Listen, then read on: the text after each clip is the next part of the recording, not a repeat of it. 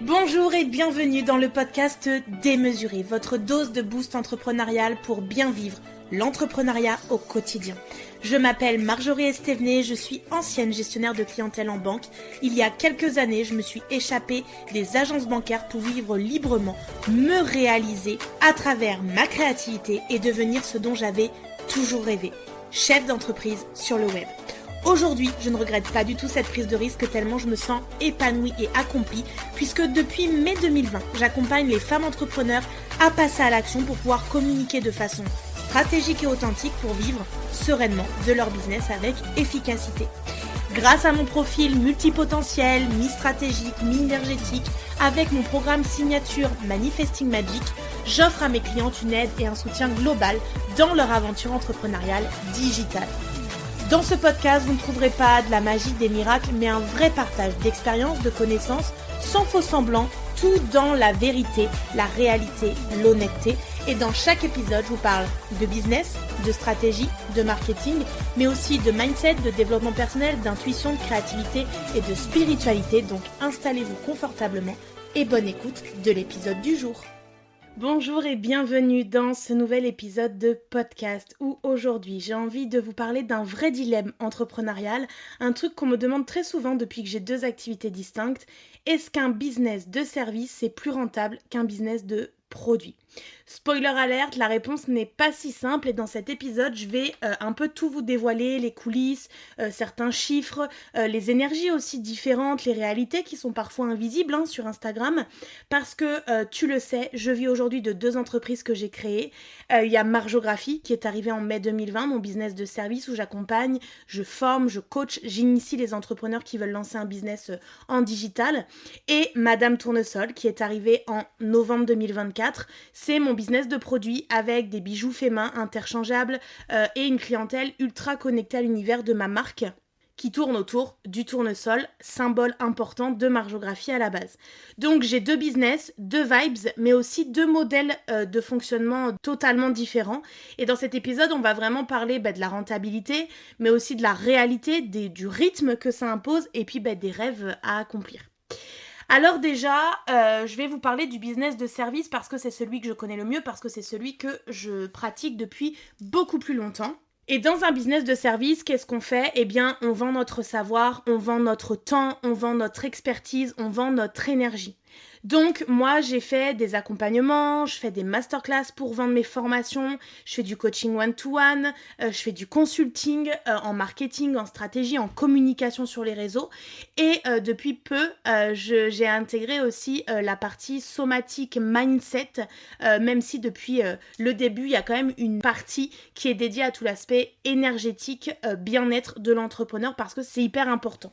Les avantages d'être dans un business de service, c'est que déjà, il peut y avoir une très forte marge, dans le sens où on peut vendre 1 heure de notre temps, 100, 300, 1000 euros, tout dépend en fait la valeur qu'on va donner. Il y a peu ou pas de stock, en réalité il n'y a pas de frais au départ quand on lance un business de service. On peut commencer très vite avec un bon storytelling, une vraie posture, ça peut vraiment aller très vite. Et c'est hyper scalable parce qu'on peut créer des offres collectives, des produits digitaux, créer une échelle d'offres que j'apprends à faire dans mon programme d'ailleurs Manifesting Magic, qui revient seulement une fois par an avec une cohorte de 8 mois pour vraiment permettre justement d'aller travailler tout cet aspect stratégique des lancements et sortir du one-to-one épuisant pour toutes celles qui seraient dans le milieu de l'accompagnement de l'être humain où du coup ça peut être vite épuisant de vouloir toujours remplir cet agenda, d'enchaîner les rendez-vous, de ne pas prendre de temps pour soi, de répéter 36 000 fois les mêmes choses et du coup de ne pas être dans l'économie de temps, d'énergie et du coup ne pas se respecter. Les inconvénients, ce serait que on est notre propre produit. C'est-à-dire que si on s'absente, en fait tout s'arrête. Donc ça nécessite beaucoup de présence, beaucoup de visibilité, du contenu en fait au quotidien pour que les gens sachent qu'est-ce qu'on fait. Ça m'est arrivé encore récemment que quelqu'un me dise « Ah mais ouais, tu fais aussi de la pub, des tunnels de vente et tout. Ah mais je savais pas. » Et en fait c'est ça, on a besoin de montrer aussi nos coulisses, nos expertises, nos pratiques, c'est hyper important. Et donc, il y a une forte implication émotionnelle, puisqu'on est là pour écouter, accompagner, guider les gens. Donc, ça nous demande à nous de prendre soin aussi de notre énergie, de nos émotions, et de se protéger, en fait, tout simplement, de tout ce qui pourrait nous challenger un petit peu. Donc, ça crée quand même une certaine charge mentale, surtout quand on vend de la transformation humaine, parce que moi, j'ai décidé de faire un business de service où il y a de l'humain, où il y a de la connexion, où il y a un service client, il y a de la présence. Donc, forcément, ça nous demande d'être là au quotidien, de penser à répondre aux mails, de penser à répondre aux messages privés, d'être en fait dans la présence, sans trop faire patienter, mais en même temps sans être trop rapide pour pas créer le lien de dépendance. Donc, il y a un juste milieu à trouver. Et donc, nos revenus dépendent de notre capacité à vendre régulièrement les choses. Moi, par exemple, quand je vends Visibility Code, c'est mon accompagnement où j'apprends à créer du contenu tant sur la forme que sur le fond, donc d'un point de vue stratégique pour augmenter sa visibilité. C'est un accompagnement sur plusieurs mois avec une section de groupe par mois et une plateforme de formation que j'ai créée une seule fois pour tout le monde. Donc, il y a une très bonne rentabilité maintenant, puisque ça fait plusieurs lancements que je fais. Mais par contre, c'est très engageant. Ça me demande de répondre à tous les besoins techniques, de corriger des contenus, etc. Donc, je sais que c'est du travail que je peux faire de mon canapé, de mon bureau quand je veux, à l'heure que je veux, mais il n'empêche que c'est à prendre en compte dans mes journées. Dans Eclipse Doré, par exemple, mon offre premium qui fonctionne avec l'intuition, qui demande beaucoup de liens parce que c'est un tout petit groupe, elles sont 5. Donc, c'est du VIP. Elles ont des coachings one-to-one essentiellement avec moi et des coachings de groupe une fois par mois. Et bien en fait, ça demande à ce que je puisse faire du personnalisé. Donc par exemple, quand elles ont besoin de débloquer quelque chose, de travailler quelque chose qui les bloque ou qui les limite, ça me demande de créer des séances personnalisées. Donc il y a tout un travail de préparation et d'accompagnement en fait de la personne. Donc ça a aussi cet inconvénient quelque part qu'il n'y ait que moi qui puisse apporter des réponses, des solutions et être présente. Et quand je fais mes masterclass gratuites, là c'est l'un des meilleurs moyens de vendre avec impact parce que je prépare stratégiquement ce lancement pendant des semaines et une fois que j'y suis, je propose de rejoindre un de mes accompagnements à toute ma communauté. Donc du coup ça veut dire que je travaille une fois pour pouvoir avoir plusieurs clientes d'un coup et ça me permet du coup de remplir mes cohortes, avoir des paiements récurrents qui rentrent, qui tombent et donc créer des revenus récurrents au fur et à mesure du temps, d'avoir de la visibilité sur ma marque et sur ce qui va rentrer, sur mon entreprise et sur ce qui va rentrer.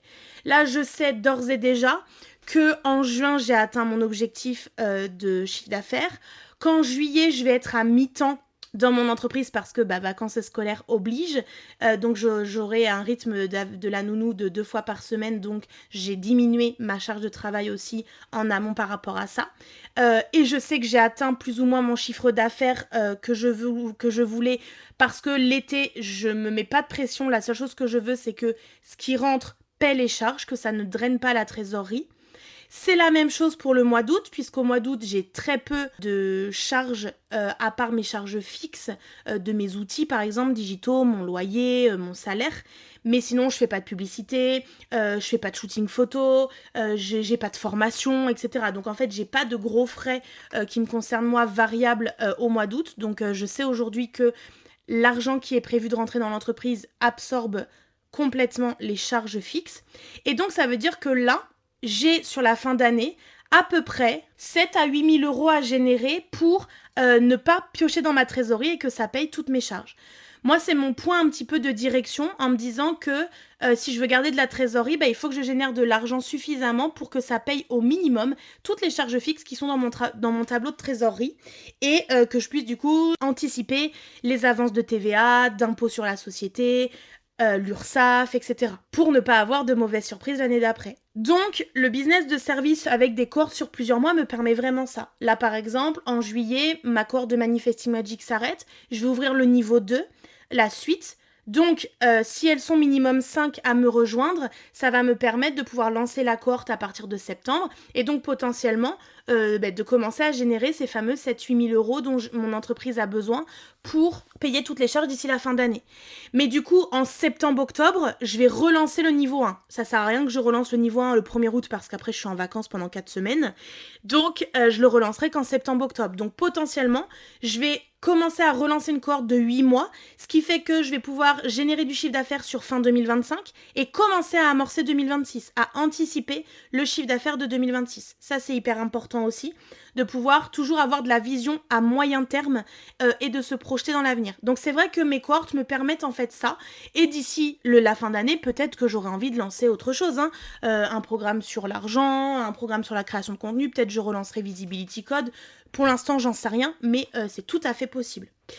J'ai aussi mon accompagnement de 365 Lumières, où en fait c'est un abonnement mensuel pour pouvoir accéder à mes rituels de lune tous les 15 jours qu'on fait en live ou en replay en préenregistré selon les conditions et selon les périodes de vacances, avec une idée, un partage, une réflexion par jour dans un groupe Telegram. Donc c'est un soutien mindset, c'est un soutien énergétique, ça c'est à 50 € par mois.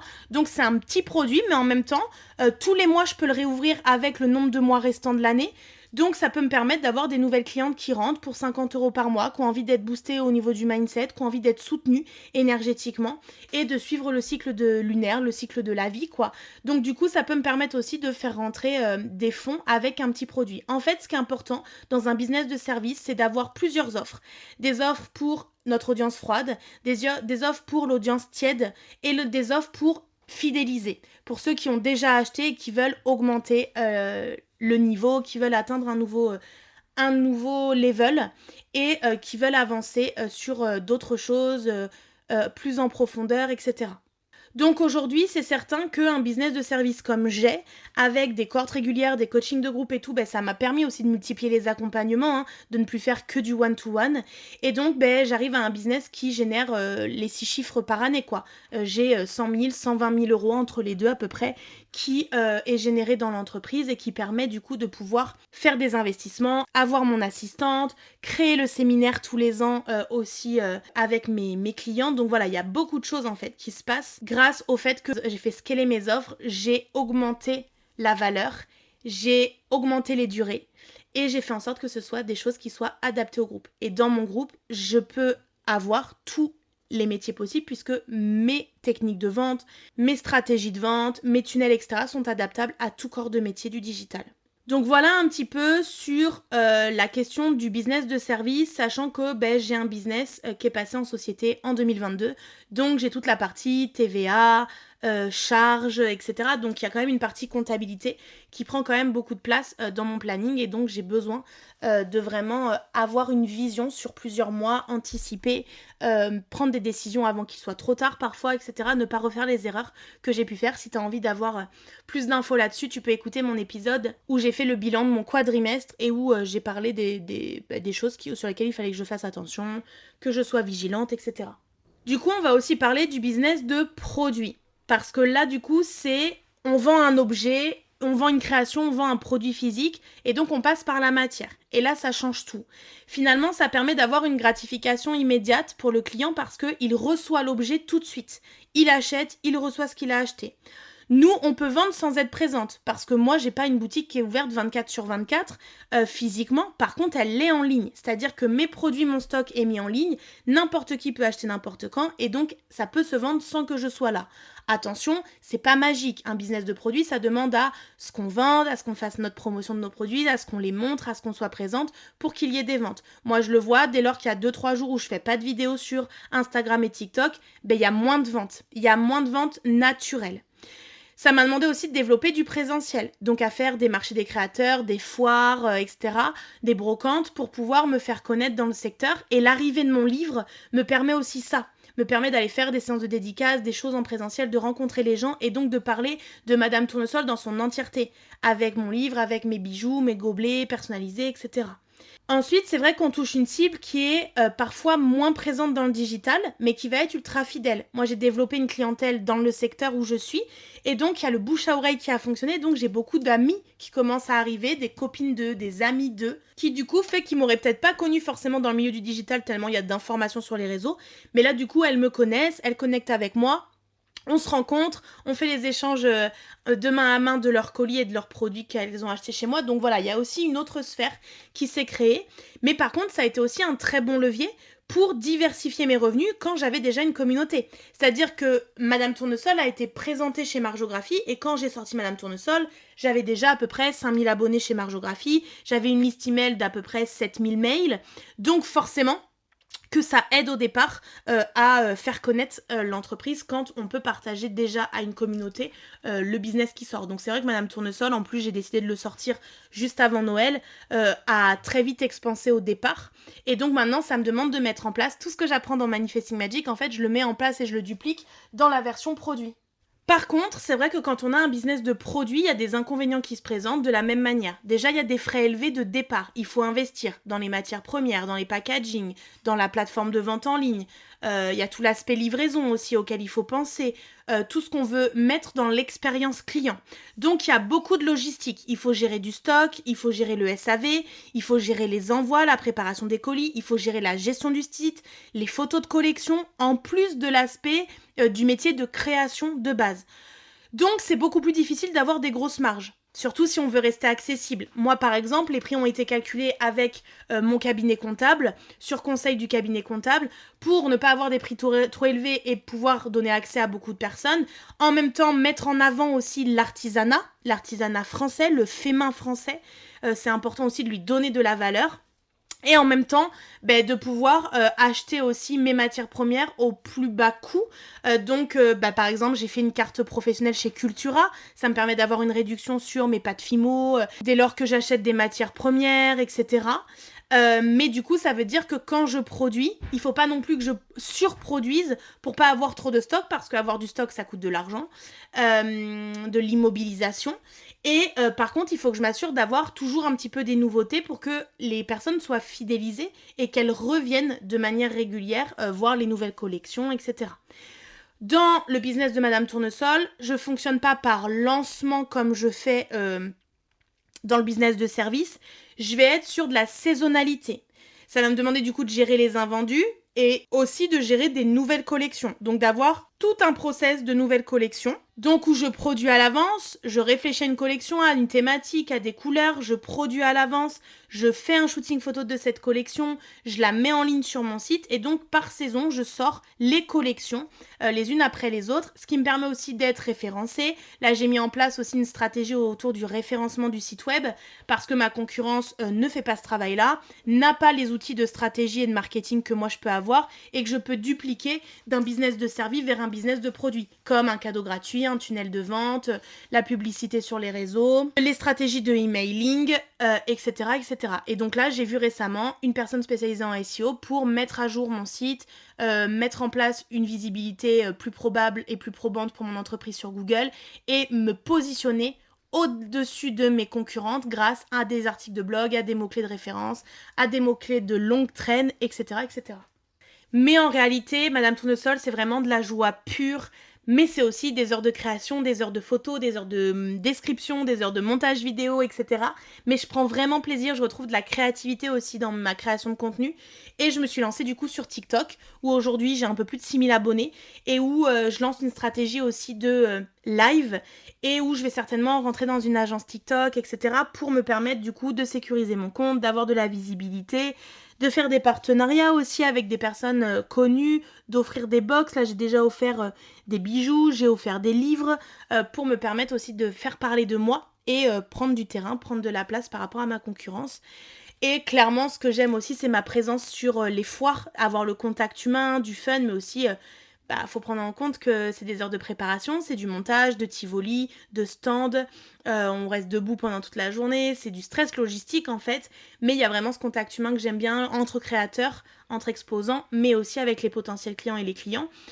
Donc tout ça mixé, ça crée beaucoup de nouveautés en fait dans ma manière de gérer mon business parce que c'est des choses auxquelles j'avais pas forcément pensé et que j'avais pas expérimenté avec le côté business de service. Et du coup, là, il y a une boulangerie salon de thé qui est près de chez moi, qui fait des marchés de créateurs tous les premiers samedis du mois, qui fait des marchés nocturnes, etc. Et donc, on a fait connaissance, on s'est rencontrés. Et donc, mon livre est exposé dans cette boulangerie. Moi, j'y vais du coup pour les événements, pour exposer. Donc, ça commence aussi à générer des ventes, de la reconnaissance, des gens qui commencent à venir me suivre sur les réseaux. Et puis, du coup, ça fait toujours plaisir quand je vois les personnes porter mes bijoux quand je vais faire mes courses à Super U ou que je vais acheter mes bougies chez la petite créatrice du coin, etc. Ça fait vraiment plaisir. Et là, du coup, j'essaye aussi de prendre de la place d'un point de vue local en faisant par exemple des lots pour les fêtes de l'école, les lotos, ce genre de choses, pour pouvoir diffuser aussi de la publicité à partir de ça. Du coup, la grande question qu'on se pose une fois qu'on s'est dit ça, c'est qu'est-ce qui est le plus rentable? Qu'est-ce que je dois choisir, là où je dois mettre mon énergie, qui est le plus rentable? C'est la grande question, c'est celle qu'on me pose vraiment beaucoup quand je parle de mes deux activités. Mais entre Marjographie et Madame Tournesol, c'est quoi qui marche le mieux? C'est quoi qui est le plus rentable? Ma réponse est toujours la même, c'est ça dépend. Ça dépend de mon énergie, parce que le business de service, ça demande une forte présence, de la création de contenu, du lien humain, du fast cam, de la stratégie de lancement, et où moi je suis le produit. Donc je suis le vecteur un petit peu de transformation, et c'est hyper puissant, mais par contre c'est énergivore.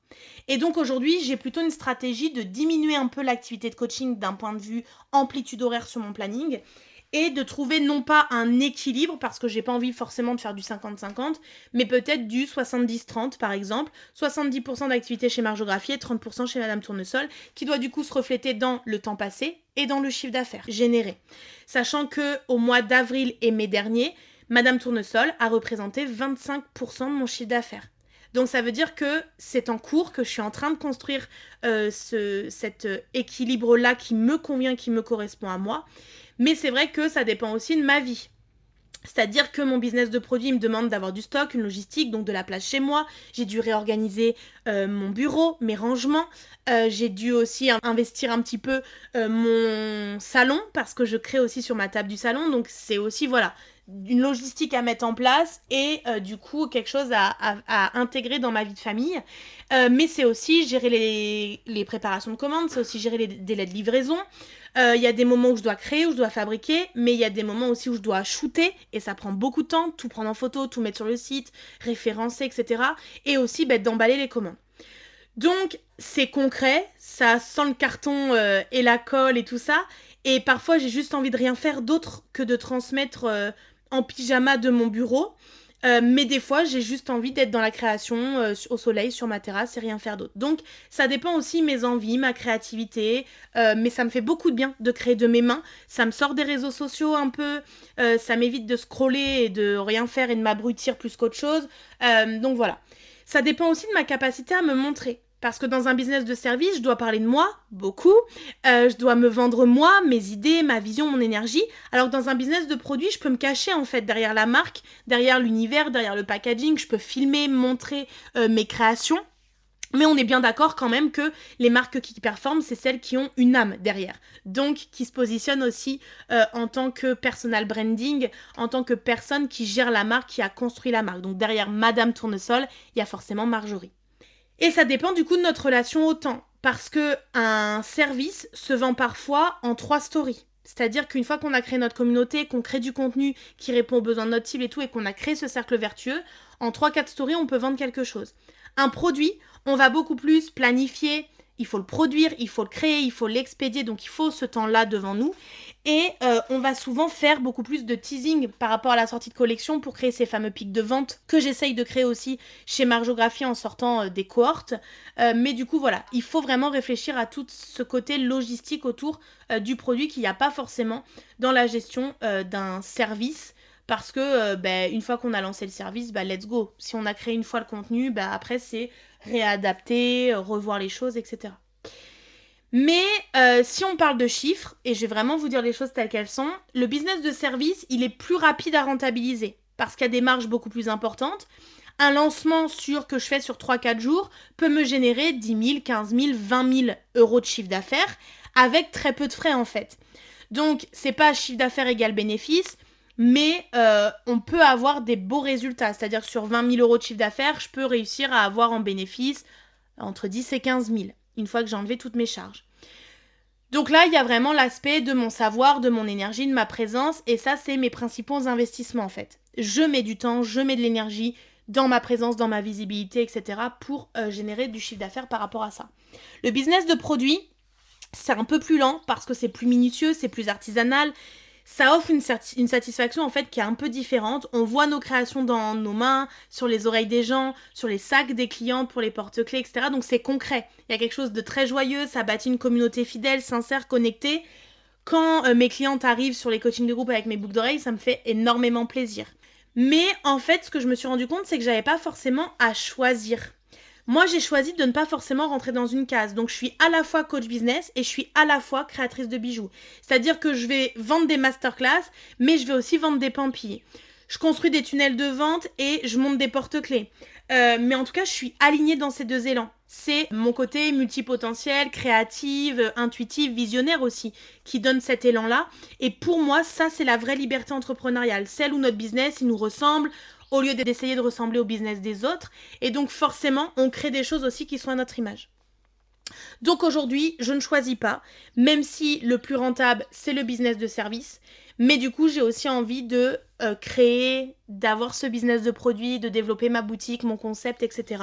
Donc aujourd'hui, je suis en pleine construction en 2025, je teste plein de choses. Je suis en construction en 2025, cet équilibre que j'ai envie de trouver sur un 70-30, 60-40, je sais pas trop encore.